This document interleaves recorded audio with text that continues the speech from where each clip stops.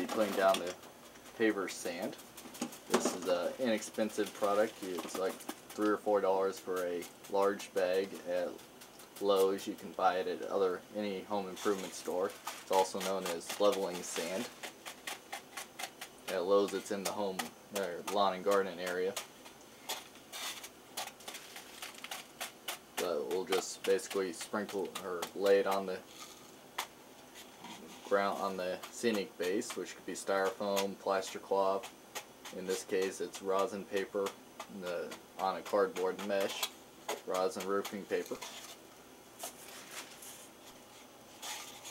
Once he has it formed down, then we'll sprinkle or we'll wet it down with rubbing alcohol, followed by putting down a layer of, or soaking it with concrete adhesive. Concrete adhesive, as opposed to regular white glue, seems to hold the sand a lot better. And it has enough working time that we'll be able to put down the basic grass and other sceneries at the same time. So when we're through in one pass, we'll have a basic scenery done on this section of the layout. The styrofoam cup works real well because it allows you to take it in a bulk form out of the can or your supply, but then you can use the side of it like I'm doing now, and it helps kind of spread it out but still make it have certain ridges and high points and low points, which makes it look realistic in real life. And that's what you're trying to do. See, like right now I just got a big mound here, but then I can actually go like so, and guess what? We have a hill formed, which is close to the track. And then if you have a building such as this, when it goes on here, it gives you more of an idea how you can make a hill. And it just all blends together.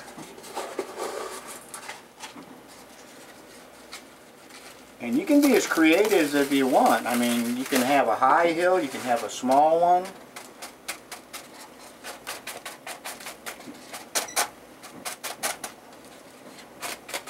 But you want something that would resemble like a rolling hill in real life.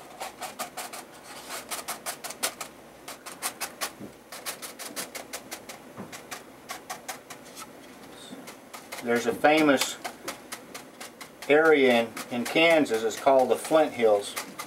And the Flint Hills, when you look at them, are basically cattle pasture land, and they're just rolling hills with different heights, different formations, and they really look cool. The track line here, I'm leaving for ballast to come down and blend in naturally with this. That's why you see that redness showing through. That's for ballast. That'll cover that.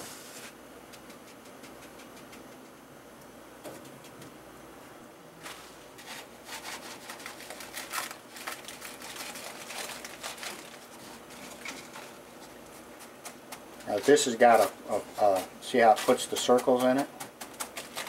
So that's why I'm using the flat side of the cup.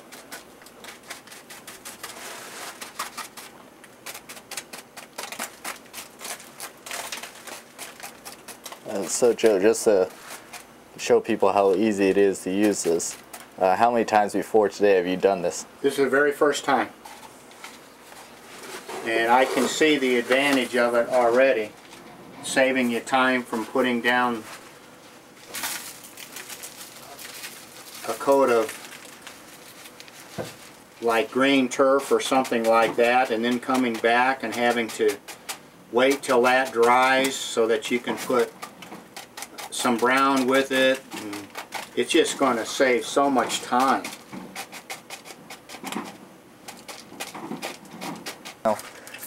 We're at the next step. Joe is spraying down or rubbing alcohol on the paver sand or leveling sand just to break up any tension in it, and then he will pour on the concrete adhesive. He's using a turkey baster. You can also use an eyedropper, a old glue bottle, ketchup bottle, whatever your favorite method of pouring is. And you want it to go on thick enough so that it leaves a white milky paste or film like to it.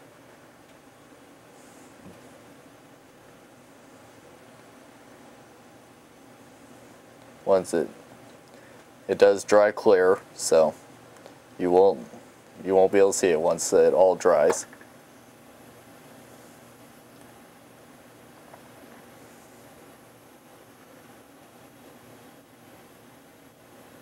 It may look like you're not putting enough glue down, but you are, because it spreads underneath.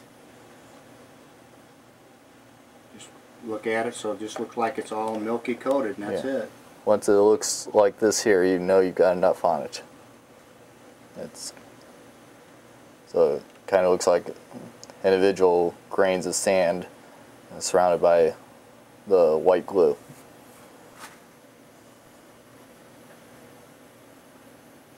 Don't try and cover too big of an area at one time. Work it in. That's the trick to this.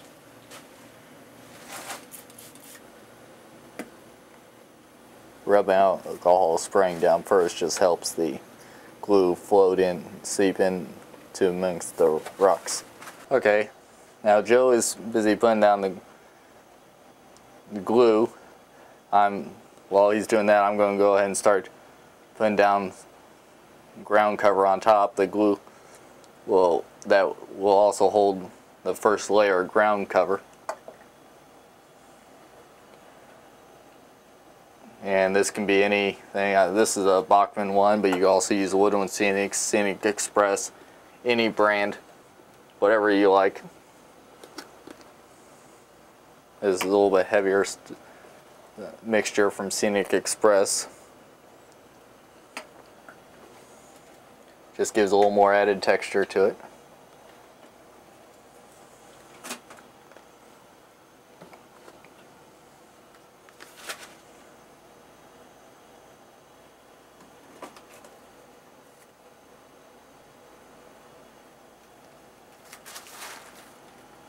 Well, a little bit of the dirt to show through.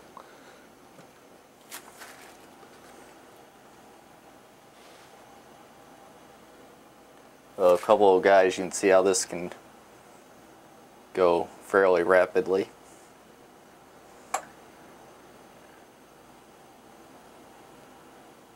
So the barn was right over there, right? Mm-hmm. Okay. I'll leave that area mostly brown. That was right in there.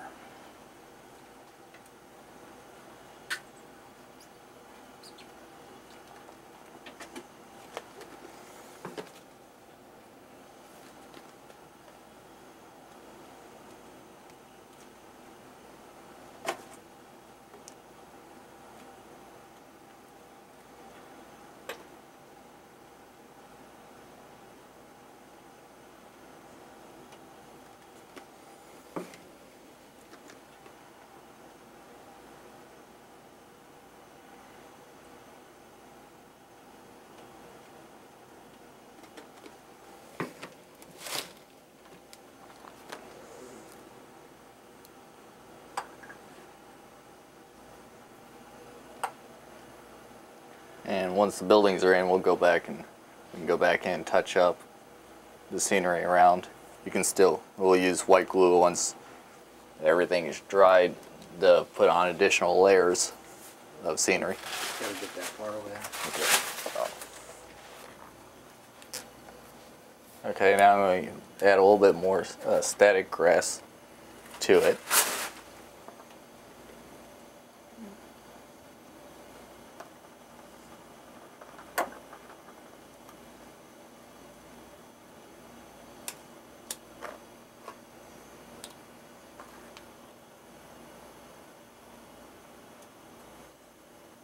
with static grass, you want to, if you see any on the areas where you don't want to, you want to brush it off immediately, because it has a tendency to stick to backdrops even where no glue was put down.